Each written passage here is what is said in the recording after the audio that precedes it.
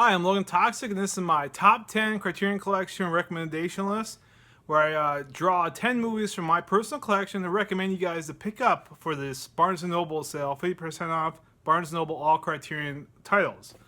So, because people always ask me, yo, Logan Toxic, what should I pick up? Can you recommend me a title? So here we go. I'm going to make a video for you guys to watch, and these are the essential top 10 must-haves. I kind of did like a general assessment of my collection. I try to pick out the ones that are the most accessible to the general audience or beginners of the Criterion collection, because Criterion is really not for everybody. So, in no particular order, I'm gonna start. The Wages of Fear. I love this movie. It's about truckers in South America who have this dangerous mountain route, and their cargo is nitroglycerin. So if they hit like a pothole a certain way, their whole truck blows up. The tension's awesome. I love this movie. The transfer is great on Blu-ray here, and yeah, I love this movie. I can't say it enough. I really love this movie. It's suspenseful. You're on the edge of your seat the entire time. Make sure all these are safe blind buys, in my personal opinion. So definitely pick up Wages of Fear. Next, I think, is Jean-Luc Godard's best film, and I can't even pronounce it. It's like Vivre sa vie or something like that. And I love this movie way more than I like Breathless. This is I think it's his follow-up to Breathless, but it stars, of course, Anna Karenina, which is like his wife, and she's beautiful, and she kind of plays like a woman trying to find herself in France. And yeah, she basically becomes a prostitute. Awesome movie. I like the way it's told. It's kind of told in like I forgot how many like little like short stories. I think there's like 6 or 9. I don't remember off the top of my head, but it's like told in segments. And yeah, I really love this movie. I think it's Jean-Luc Godard's best film. And if you're curious about Jean-Luc Godard, start with this one. It's a really good one. Then I can't stop talking about this movie ever since it came out. I love this movie. It's Frances Ha, about another woman trying to discover herself, but this time she's in New York and she's a ballet dancer. Fun movie. I really like the humor in it, even though there's not too much humor in it. And it's just like a coming of age movie. It's perfection. This movie is straight up perfection. It's only 86 minutes long. It's quick, to the point. I love it. I love Greta Gerwig. This movie made me fall in love with Greta Gerwig. I really like everything she's in, and she actually helped write this movie as well. So definitely pick that up. So that's 3. So this is in no order. So this one is a beautiful movie about death, and that's Akira Kurosawa masterpiece. This movie is about what this guy gets stomach cancer, and he's later in years. He's probably in his 50s, and he kind of looks back on his life and what he's accomplished, which is like nothing. And so he kind of tries to fulfill a meaning because he only has like a couple months left and he's gonna die.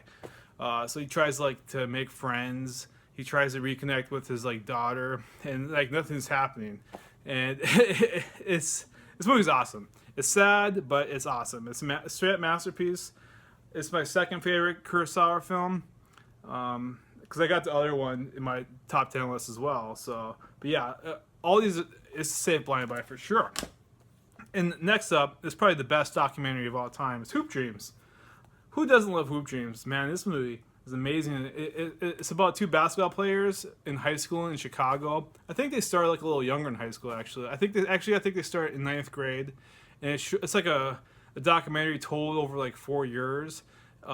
It's about 2 kids who are like high prospects in high school. And they go to like this prestigious like Catholic basketball school. And it just kind of tells about their lives. They both kind of come from poverty, and yeah, it's told amazingly. It's a beautiful film, straight up beautiful film.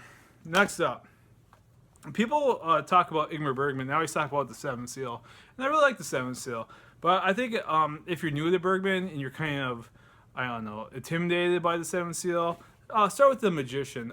This movie is awesome. It's about his, Bergman had like this one actor that was always in his stuff, Max von Sydow. He's in so much stuff. Just look him up.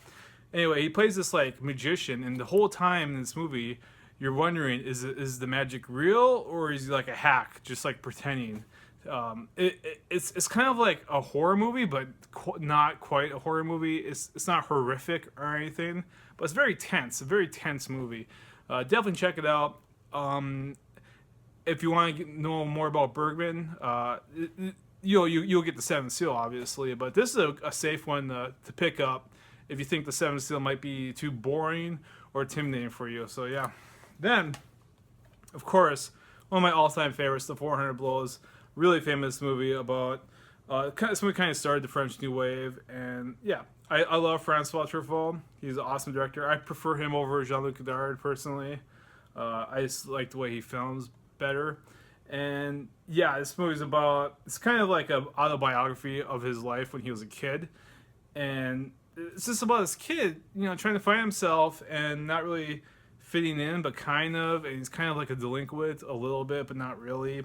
It's kind of like a slice of life type movie. It has no real story necessarily. It's just kind of look at this kid's life and how it was in 1959 in Paris. So yeah, definitely check that out.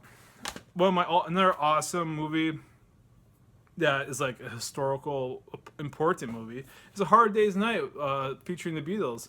What makes this movie so beautiful is it caught the Beatlemania moment perfectly. It was like I think A Hard Day's Night was the Beatles' second or third album, so they're just starting out. The wave of Beatlemania was hitting hard, and it kind of shows them. It's really cool because the way they filmed this movie is kind of like a documentary, but they're telling a story. So it's like a half documentary, half narrative, because it shows the reactions of these real people freaking out when they hear the Beatles. Like they're crying, they're going hysterical, but at the same time they're telling a story. And you really feel the chemistry between like John Lennon, Paul McCartney, like all of them, like their sense of humor kind of like amplifies who they are in this movie. I really love this movie. And then I already talked about Francois Truffaut, so I'm gonna talk about him again, and I'll talk about my favorite movie of his is Jules and Jim.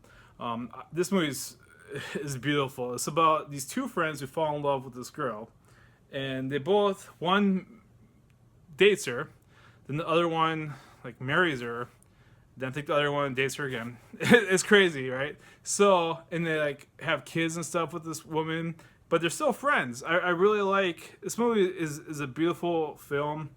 I really like what Truffaut does in this movie, because he does it a couple times in his films, but more so noticeably in this one, where he freezes the picture on important like life making decision moments for the characters.